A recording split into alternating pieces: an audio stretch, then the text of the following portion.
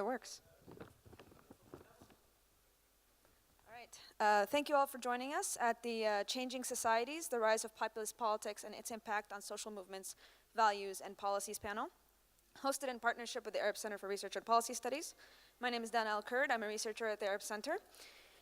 So the idea for this panel basically emerged from the recognition that the recent rise of populist politics and other socio-political changes have recently transformed today's global order.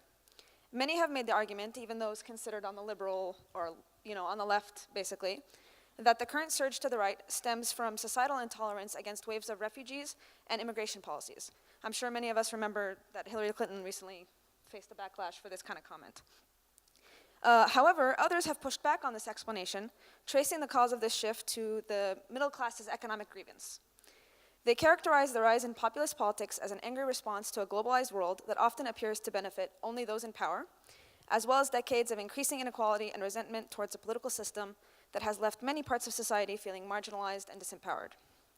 So, within this context, populist and hyper-nationalist groups have gained mainstream political support, altering the dynamic of existing social movements and opening up space for new ones to emerge. Whereas some of these social movements have attempted to push back on the populist trend, many have emerged in support of hypernationalism, and many countries that were once on a path to democratization seem to be undergoing authoritarian reversals. So to discuss these trends today, we have our distinguished panelists, beginning with Dr. Terry Givens, a political scientist and consultant. She was previously the provost of Menlo College, as well as a professor in the Department of Government at the University of Texas.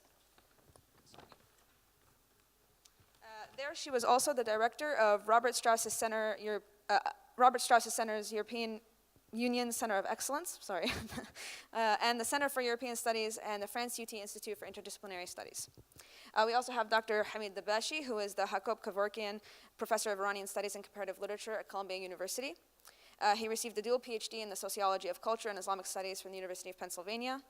Professor Dabashi has taught and delivered lectures in many North American, European, Arab, and Iranian universities, written 18 books, and has been the author of over hundreds of essays, articles, and book reviews. So we're not going to get into it, but they range from Iranian studies, medieval and modern Islam, and comparative literature to world cinema and the philosophy of art.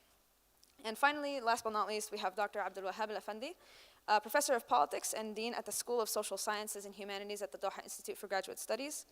Previously, he was the head of the Politics and IR department at the Doha Institute, as well as the coordinator of the Democracy and Islam program at the University of Westminster. He also worked as a diplomat in the Sudanese Foreign Ministry. So, basically what we're going to do is I'm going to give a question.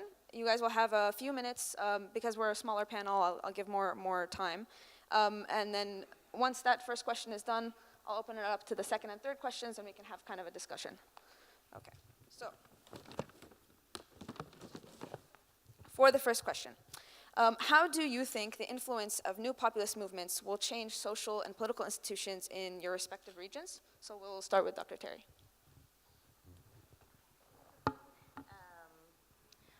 Okay, so the main areas that I'll focus on are Europe and the United States. And really what we're seeing is, in the United States, is an interesting phenomenon, which is a type of populism. Trump certainly talked like a populist, although his policies are not populist.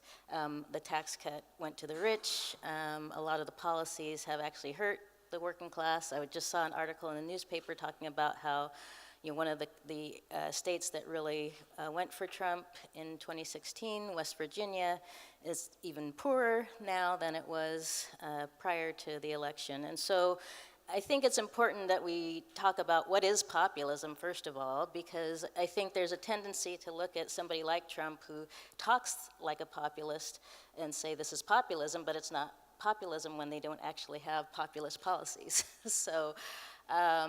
But I've also spent a lot of time studying the radical right in Europe, and actually, I should mention my book, The Voting Radical Right in Western Europe. And I started focusing on this issue back in the late 90s, and some of the things I focused on were the fact that you're seeing this globalization losers, people like men who worked in manufacturing and so on, who were really being negatively impacted by what was going on in the economy, and also these waves of migration that were coming through, and this whole situation of kind of cultural threat. And a lot of that has also been playing out in the United States, this idea of cultural threat, and you see a lot of this reaction in places where there aren't a lot of immigrants. If you look at Germany, the place where the Alternative for Germany, the radical right party there, got the most percentage of the vote was in Eastern Germany, where there aren't nearly as many immigrants as there are in West Germany. And so, a place like West Virginia doesn't have a lot of immigrants or, Hispanics and so on. And so there are some regions where there's somewhat of a relationship, but I think, what's happening to a certain extent is that societally people are feeling a certain grievance because of changes to the cultures, to the immigrants, to the economic changes. But we're also seeing, xenophobia, racism as being a factor in the, it's a populism that latches on to xenophobia and racism in order to appeal to a certain base. And so, for example, in Germany, the Alternative for Germany party went from being an anti-EU party to an anti-immigration party, and that's when they got their electoral success. So, the question is, to what extent did things like the financial crisis play a role?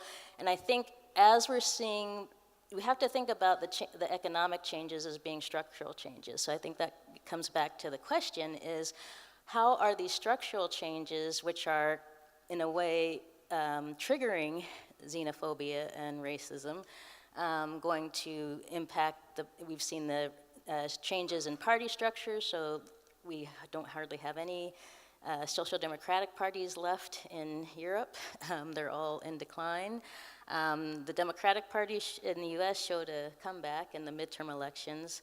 And so we still, this is all really playing out right now as we see the economic shifts, the demographic shifts, and certainly there has been a, chipping away at norms, because as from my experience in doing all this work on the radical right and immigration, we've seen a lot of the rhetoric that was purely on the radical right 15, 20 years ago has now become mainstream. And so I think that's one way we've seen a change, is the norms are changing around what's acceptable to say in a political contest or just in public generally. So, is this working? Yeah. I think there are varieties of ways of thinking about populism. I am not too much for historical kind of genealogy of who, when, what was a populist, because things keep changing and the word populism is a floating signifier and it changes. And it's very important, for example, to locate it in the provenance of the 2016 presidential election in the US, when the term populism was identically applied both to Donald Trump and to Bernie Sanders. And this became a platform for then President Obama, in fact, to dismiss and discredit and sabotage Bernie Sanders' campaign by actively siding with Hillary Clinton. And in effect, what populism in this provenance means is a neoliberal kind of a four-letter word that you dismiss your opponents, that they don't know what they're talking about, that the economics is more complicated. And these promises of, for example, universal health care or decent retirement plan or free education or supporting single mothers, training programs, etc., who is going to pay for it? So it is a fanaticism of the center that Barack Obama best represented that then dismisses and, in fact, equates both Trump and Bernie Sanders together. Whereas I, along many other people who live in the United States, I'm convinced if Bernie Sanders had run against Trump, he would not have won. But more importantly, I think for the rest of the world, not just the United States, the issue of populism is the fundamental structural crisis of liberal democracy that we are facing in two particular scenes, which are very crucial. One is the United States, one is Europe. the election of Trump in the United States and the Brexit in the UK. And then there are other repercussions of populist movements. For example, today there was a demonstration in Italy against racist immigration policies. And you saw these yellow vests, which I think is just miraculous in its symbolic significance. Began in France, but now is spreading to the rest of Europe, because these yellow vests were supposed to be worn by those who were invisible, and they wanted to make themselves visible so the cars don't run them over. So in a very significant way, now they say Marine Le Pen has a claim on them, and the French left has a claim on them, and as a result they become the subaltern of the political language of neoliberalism. But for the rest of the world, as you know, we have populism in Brazil, we have populism in India, we have populism in many parts of the world. But the events that are happening in US and in Europe are particularly important, because the crisis of liberal democracy that we see, that in matter of two years, Donald Trump has managed to dismantle the whole notion of the separation of powers, that from Montesquieu to this day was supposed to be the very foundation of liberal democracy. And he is bulldozing. Not only they have the White House, and now they have the Senate, and the minor gain that they had in the House of Representatives in this year's election was actually not significant if you were to compare it with Obama's first term, is almost identical. This doesn't mean that the House of Representatives will not create some sort of hurdle for him, but nevertheless in the Senate he has more votes after the midterm election than he had before, and also he has managed with Kavanaugh appointment, continuing with previous appointments of Reagan and Bush, to control the third branch of government. So we have a structural problem, and this crisis that yesterday in the heart of Paris, in Champs-Élysées, one laborer wearing the yellow vest said, "We're going to have another French Revolution."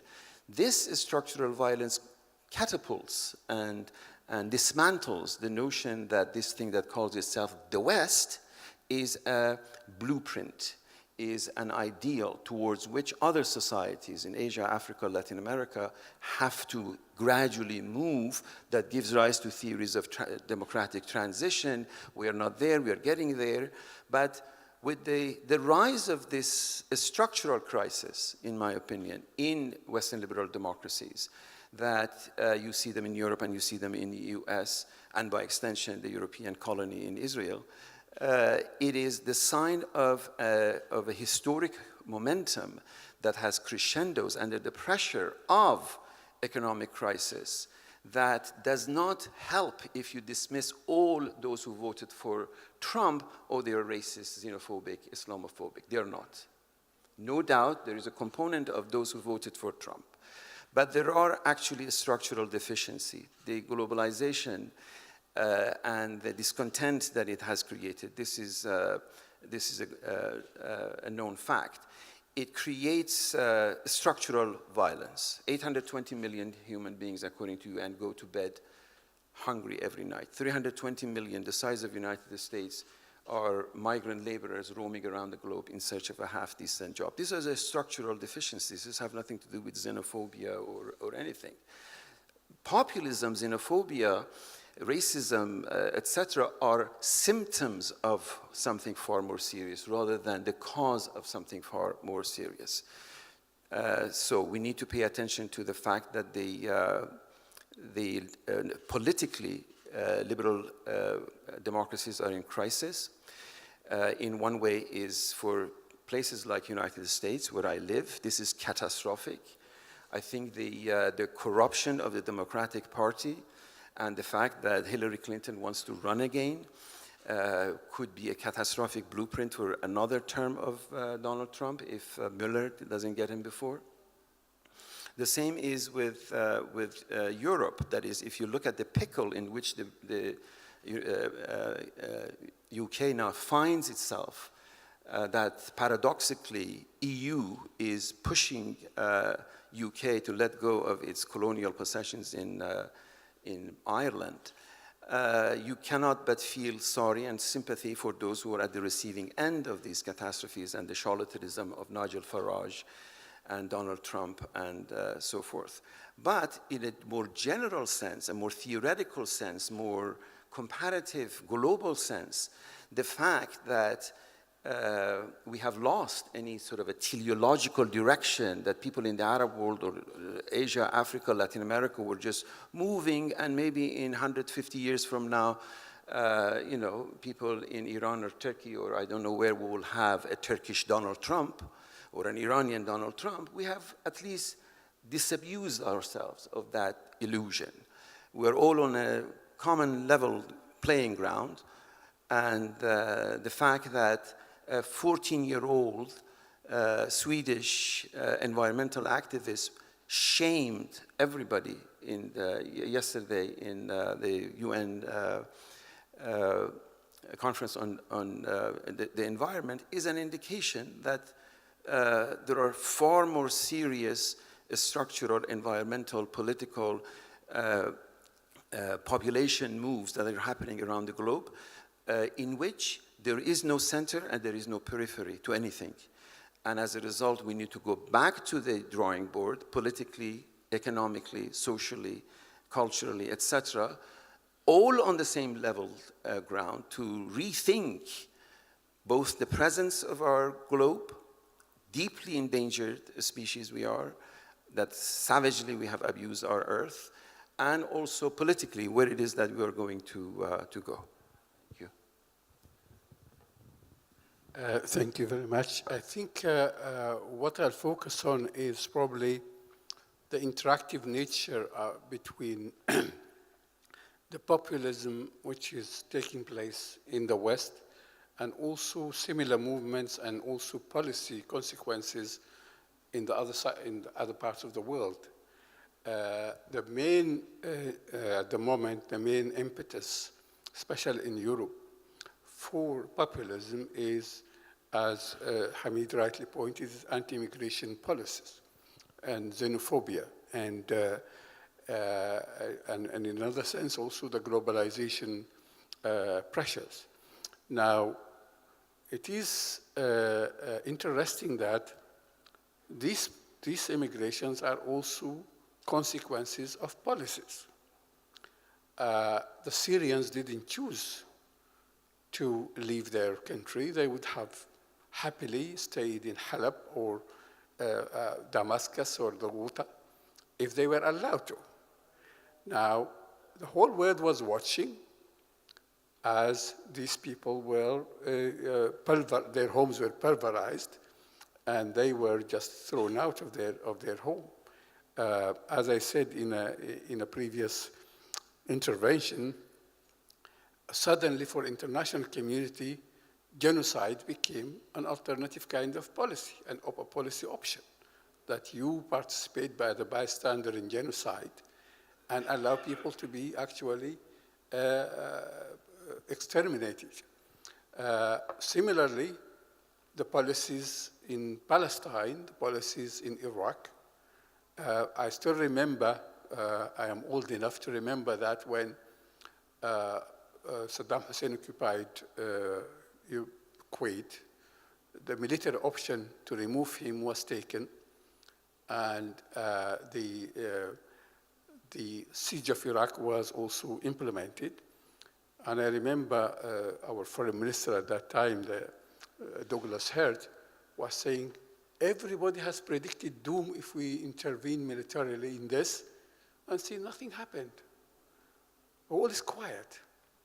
And then we have suddenly in Iraq, which Iraq used to be before this, used to house 3 million Egyptian workers, hundreds of thousands of Palestinians, hundreds of thousands of other Arabs. And suddenly, all these were evicted, and lots of Iraqis were suddenly on the move.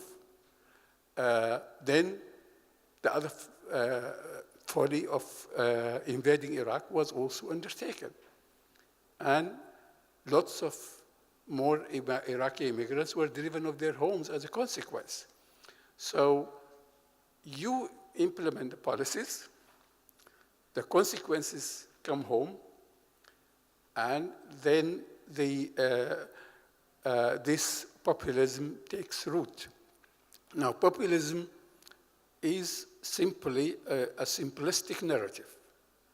It's a kind of people who say, this is the elite don't know what they should do, and they are traitors or self-interested, and if only I, the leader, Trump or Ahmadinejad or Sisi takes over, will magically change everything, make things right, and all these democratic or procedural things, including international norms, human rights, the parliaments, the rights of refugees, all these things are obstacles to doing the right thing, to saving America, to making America great, to improving Egypt.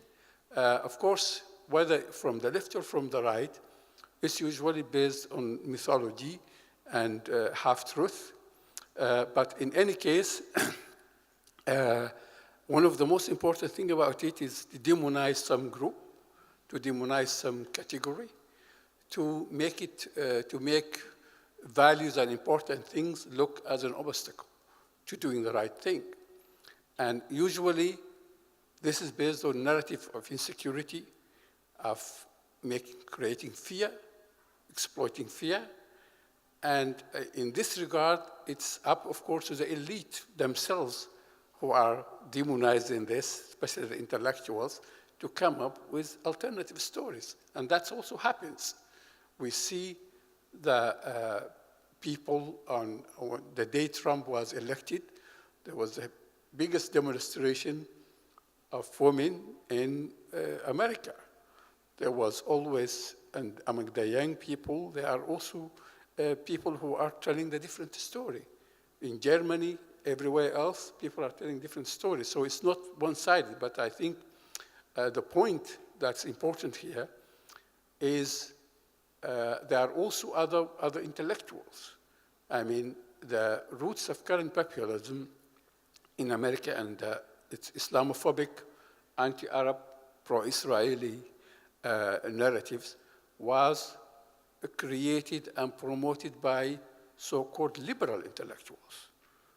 Paul Berman, Phil Hitchinson, and many others, and Tony Blair in our, they are the people who came up with the story that, for example, the turmoil in the Middle East or the violence or terrorism is not caused because there are some conflicts there and there are some grievances, but because of Islam. The Palestinians are fighting not because they have been dispossessed or and put under siege, but because Islam tells them to do so. And so Muslims should be banned from America, Muslims should be besieged, and so on and so on. So it's this kind of nonsense which is usually produced by so-called intellectuals. Yes, thank you so much for all of your answers. So basically, I'd say we can kind of agree that populism at the least erodes democratic norms. So I have two questions. They're a little bit interrelated. One is that if democratic norms are eroding, does that mean also societal values are changing in many of these regions? And the second is kind of to what you alluded to, Dr. Abdul Wahab. What is the spread of, what we call populist rhetoric or these populist movements how is this having an effect on the social movements that we're seeing? Not just on the alt-right, but things like the Women's March and other groups that have now emerged to create a counter-narrative. So we'll start with Dr. Terry. I'd say that one of the things that happened in the U.S. right after the election is that you saw a lot of grassroots movement. So you had the Women's March, but it didn't end there. So almost every neighborhood, and I have to say it was mostly women who were organizing and even running in the elections. So you had there was a sense of urgency, obviously, that women felt like they needed to take action. And so even in my own neighborhood in Menlo Park, California, we have a women's group that meets once a month, every Sunday. They're organized. And I think that's why you saw such a massive turnout, which, we had the highest turnout in a midterm election since the early 1900s. And so I think a lot of that mobilization was very much grassroots. You had the Black Lives Matter movement, you have the Women's March, you have a lot of different movements that, Black Lives Matter, of course, started before, but were actually galvanized, and that showed. And for the Democrats to be able to overcome the gerrymandering and so on that the Republicans have put in place, that was a big deal. So along with that, though, it was really interesting. If you just look at the media, they tend to focus on these. You can have 50 neo-Nazis out marching in Germany, and then they'll ignore a march by 250,000 people in Berlin.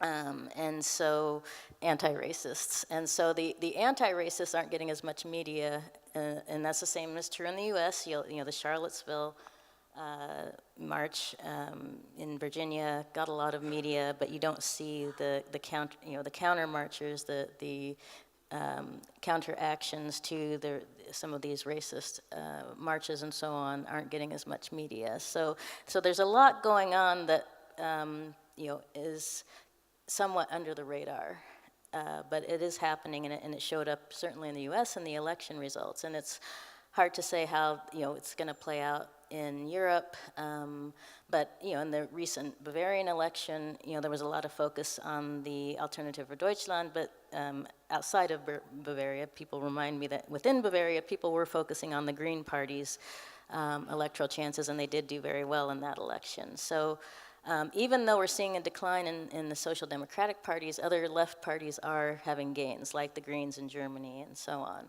So it's really, as a political scientist, it's a really difficult time to figure out where the trends are going, because of we no longer have that basic party system to rely on, and so we have to look beyond that and see what are the parties that are coming to the fore that are going to be playing an important role in upcoming elections. But in terms of societal values, it's been divisive, because in the States, there are a lot of people who feel that what Trump is doing with putting immigrants and refugees in basically in internment camps is, that's okay. And then there's, the other part of the country that doesn't think that's okay. So I think you're seeing increasing divisions in terms of how people are responding to some of these policy actions. And that's going to play out electorally and at the local level as well, and how people respond to, because a lot of the actions around immigration are actually happening at the local level. So. Donna, I think we are at the point that the question you asked, namely the rise of populism and the impact that it has on democratic norm, we actually need to begin to question what exactly were those democratic norms. Because what Trump in the US has done, he has exposed existing structural violences that under neoliberal economics or a liberal, nice-looking Obama president are hidden. And for example, I'll give you a few examples. When there is a shooting in Sandy Hook, Barack Obama used to come to TV and cry because he's a father of two young kids, and then go back to the back room in the White House and sign $320 billion to Israel. So Palestinian kids are they're not children. So the structural link between domestic gun violence and sales of weapons to Saudi Arabia, to Israel for free, it just doesn't register. That is a democratic norm. Obama was elected 2 terms democratically. So was Trump. Trump Everybody now cites what by few million he had less votes than Hillary Clinton. But Trump was elected democratically. Electoral vote. He didn't invent the electoral vote. Whoever did it back in Thomas Jefferson, they must have thought of something. Everybody says, oh, Obama signed the Paris Accord. Yes, Obama signed Paris Accord, but according to an investigation that The Guardian and Columbia University Journalism School did, he also pushed fossil fuel investment in South Africa, in Australia. I mean, you can dismiss it, this is duplicitous, but that doesn't take us anywhere. We have to go back to the fact that militarization of the US police, as you saw it in Ferguson, was under Obama, not under Trump. That people couldn't drink water in Detroit, it was under Obama. These are structural violences that ordinarily, if you have a nice-looking man who gives a beautiful speech and cries when there is a shooting, it goes underground. But right now they're exposed. You have people who are representing fossil fuel in charge of environment. You have a woman who doesn't believe in public education in charge of public education. So this, to me, is horrid. I mean, as somebody who is father of 4 American kids, I worry about the future of my children.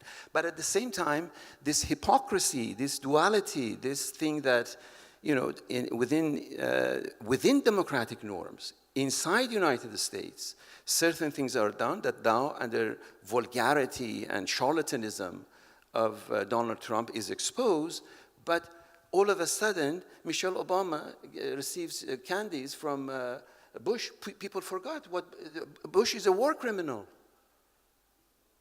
People talk about fake news.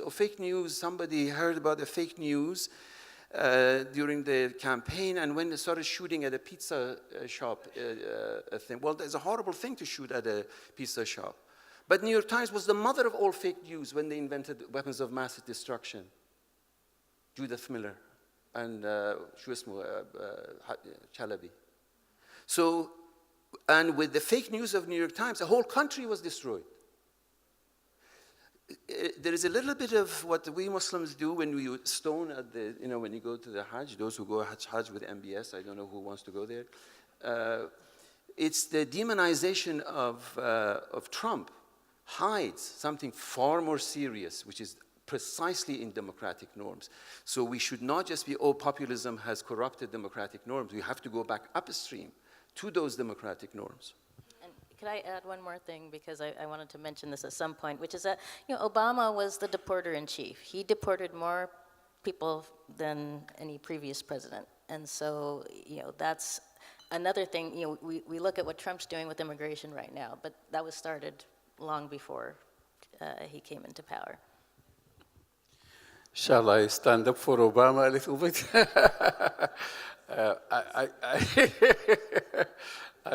I think it's part of the problems, I think, of populism is that you could, as I said, recommend simple policies or point to simple grievances and then have something worse as a result. For example, if we go to our own part of the world, in Egypt, people were complaining that, for example, Morsi has become a dictator because he passed a kind of decree which is time limited, which would have restrained the judiciary. Now, the popular movement, which incidentally was also funded by petrodollars, which emerged, resulted in a system now which there is no freedom for anybody, including people who demonstrated and agitated for this. So I would, in this regard, similarly, for example, in Yemen, the Houthis have demonstrated and invaded Sana'a on the basis that there was about a 12% rise in fuel prices. Now, see what was the result, the outcome of what happened after. In this regard, so I think we should, whatever happens in the democratic system, or however imperfect it is, we should at least have it preferable to Trump and Sisi and the Houthis. But I think, going to your original question about social movements, I think the social movement theory might not be quite appropriate for populism. The social movement theory has been based on the emergence of movements which were like the environmentalists, like the student movements, like the civil rights movements, which were other regarding. They are value-focused movements, let's put it this way, who, yes, they, like the other populist movement, they would see that, for example, that the powers that be are not, for example, paying enough attention to the climate. They are not paying enough attention to civil rights. They are not paying attention, for example, to poverty in the third world, because these are issues which are not electoral issues. You do not get elected because you increase the price of fuel in order to help energy. You do not get elected if you are sending food to the poor in Africa rather than lining the pockets of the rich at home. So these social movements are, in this regard, value-based movement, which are other regarding mainly, which are mainly, not always, but altruistic. Sometimes they are demand movements, labor movements, and so on and so on. Now, the populist movements are usually more concerned about other people. They are mostly demonizing groups. They are there not for their own benefit or the benefit of their group. They are there for the harm of some other people, or at least preventing other people from gaining imaginary or real gains. For example, a lot of supporters of Trump are unhappy. They think that black people has got more rights during Obama era, which was not true, as you both rightly pointed out, that the black community or the impoverished people were only marginally benefiting. But there was an imagination in this fear and in this group that because there was a black president, now the blacks are taking over the country. Immigrants are coming from Latin America, and so on, which is mythology and also, let us put it this way, vindictiveness and is totally the opposite of social movements. It's totally the opposite of people, for example, who go demonstrate because of the climate. They personally don't have any interest other than other people in the climate or in the hunger of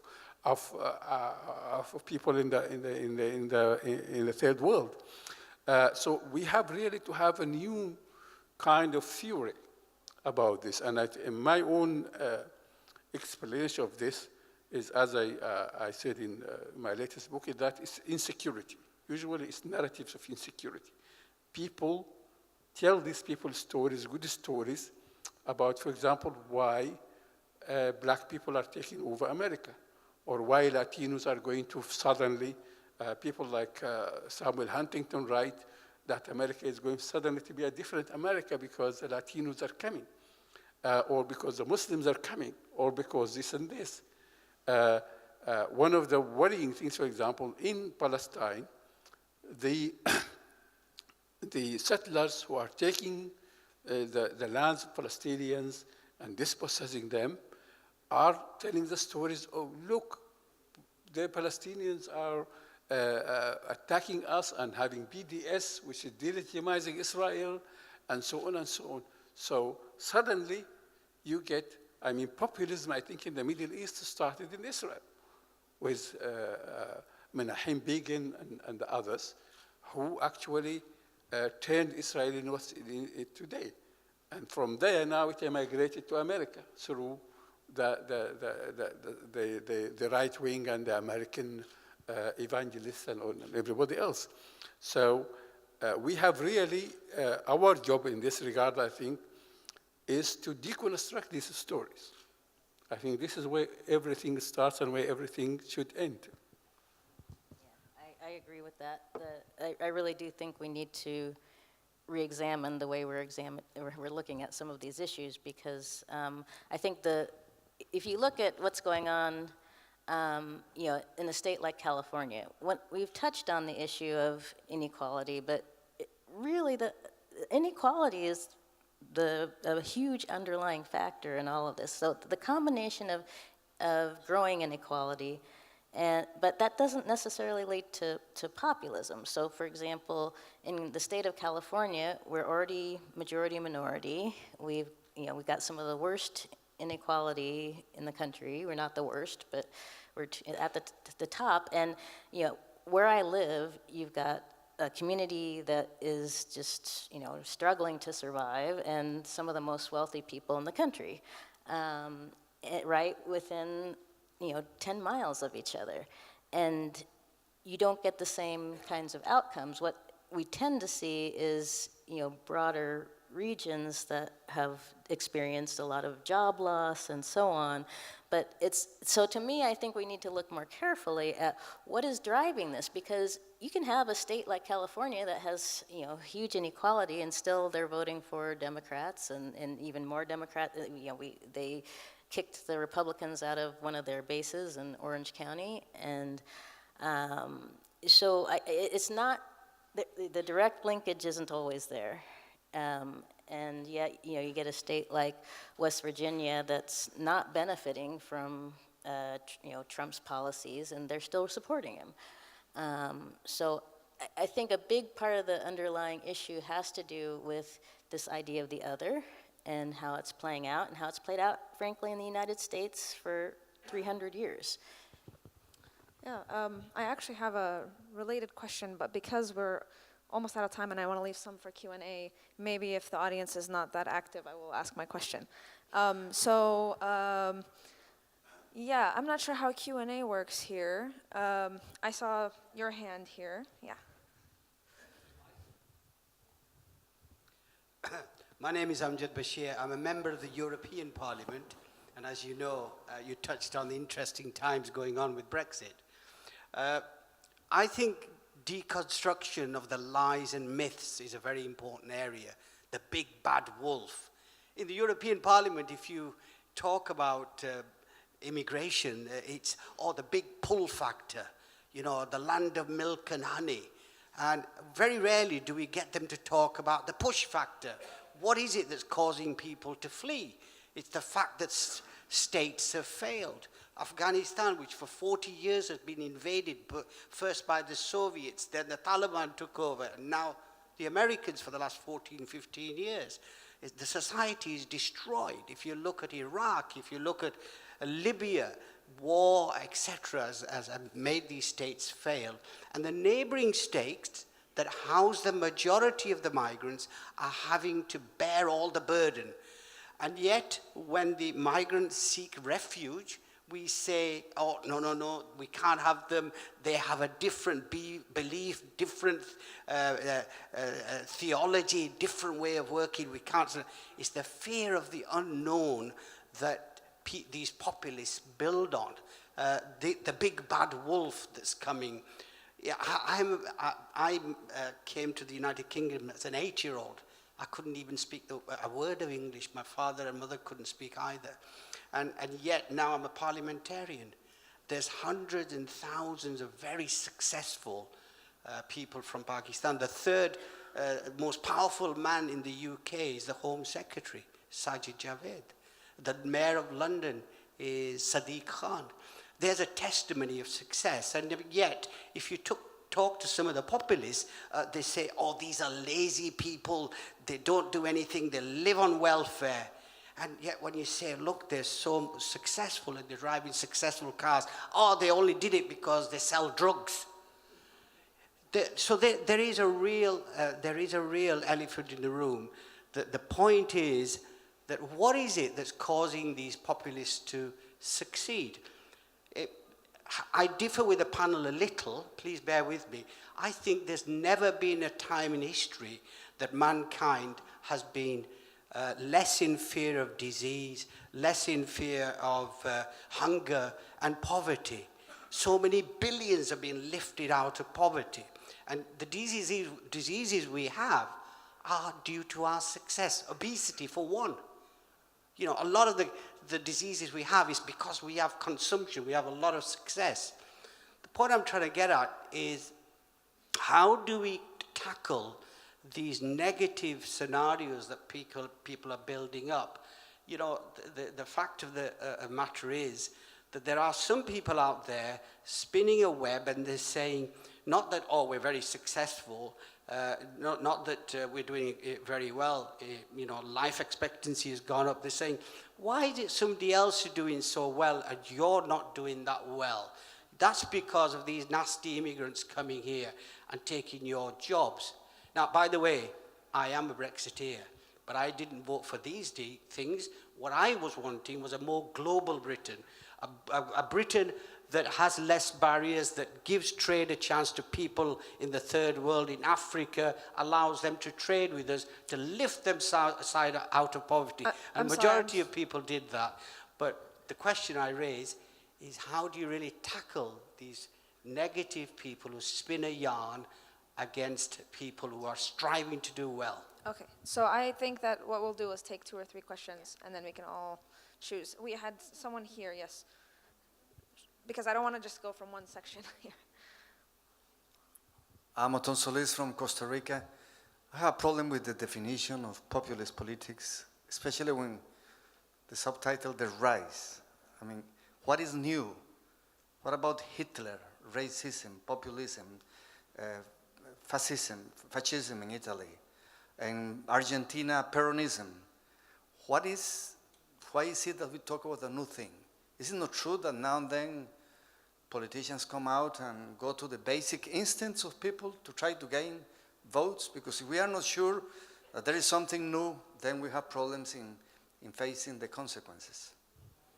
Okay, so let's go ahead and answer those 2 questions. If you want to just go this way, and then we'll take more. Yeah, and I'll try to be brief so we can get some more questions in. But yeah, I mean, you had a lot to say, but I think we need to come up, well, it's leadership, really, is what it comes down to, is we need, leadership that's going to speak up and say, even Barack Obama could have done more. I mean, I don't want to bash Obama, but I already did, but, but, we need leaders who are, I'll also say a good thing about Obama is that he did represent, and that's why partly you see the backlash. He represented somebody who was very successful and had made it so far and had a narrative. I mean, his family didn't have a single scandal. And yet, you have people who want to support somebody who's got a scandal every day.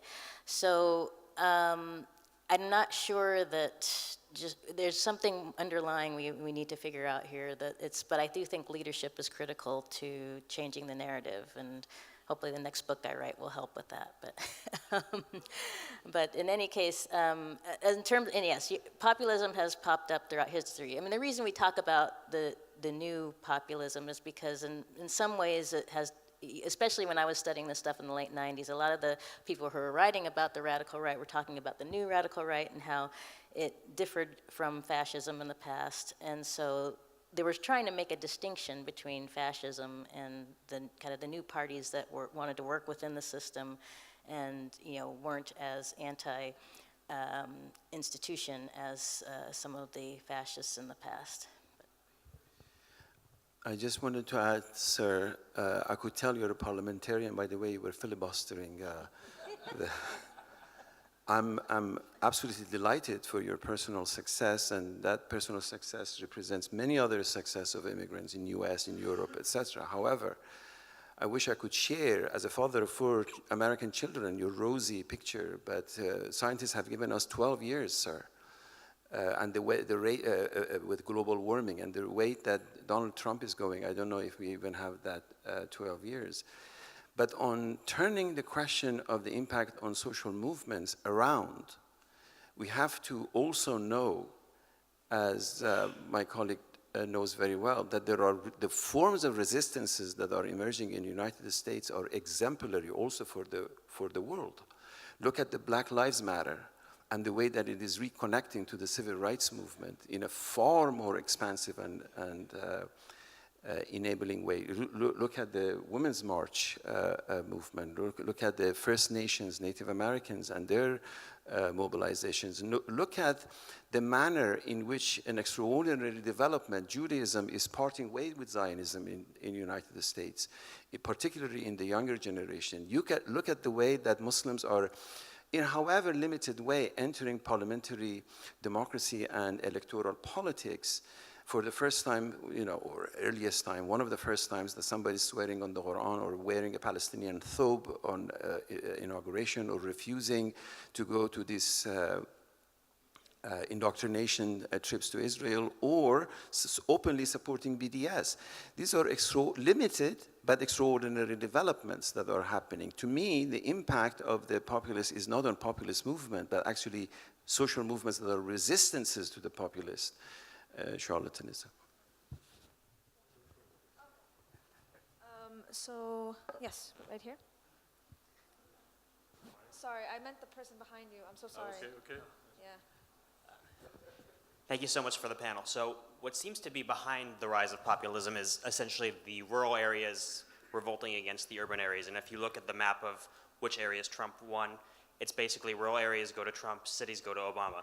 Sorry, not to Obama, to Hillary. If you look at the Brexit map, you basically can even sort of see, okay, there's Manchester because it's Remain, there's York, and even when you look at, not to necessarily connect the two phenomena in terms of ideology, but when you look at the Arab Spring, it was fundamentally, with maybe the exception of Egypt, rural areas where the revolts began. So it seems like what's behind the phenomenon is rural areas rebelling against centers. And so I'm wondering, number one, why is this happening? And number two, why does this manifest in populism in certain circumstances? I would love to take more questions, but we literally have 5 minutes, so we'll just give our panelists a chance to respond, and then we'll see if we have more time. Yeah. Well, the rural-urban divide is a classic divide, and it partly so we've had there's the agricultural component, there's the manufacturing component, there's that's the parts of the country in the U.S. particularly where we've seen the impact of globalization that's been negative. The cities tend to be the places where the more positive sides of globalization have played out. Silicon Valley, the entertainment industry, things like that. We also see that there is I have a famous article about the gender gap in the radical right vote. Now that didn't play out in the U.S., especially for white women.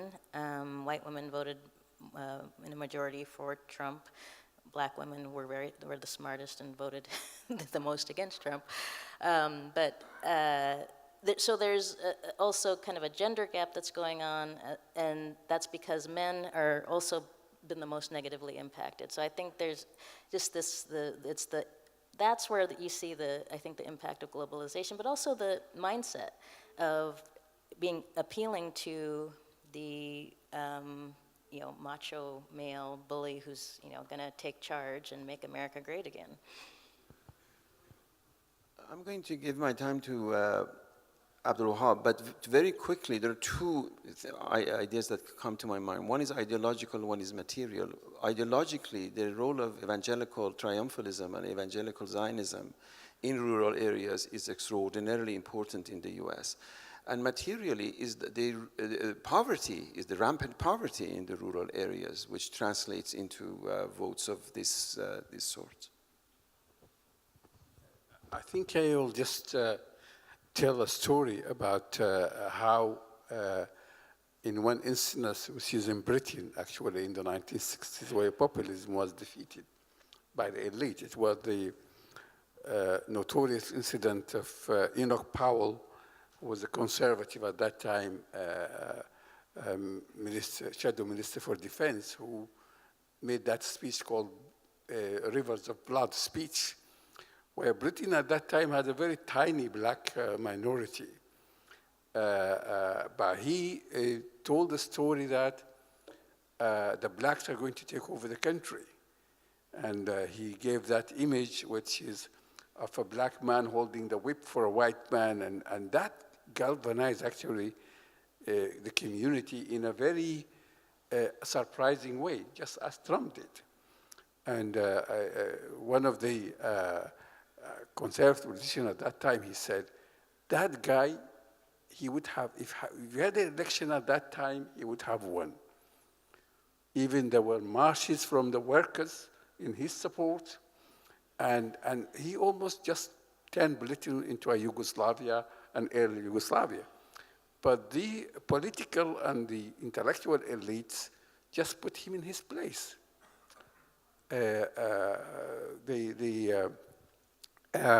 Edward Heath at that time, who was the Conservative Party leader, sacked him immediately from the cabinet.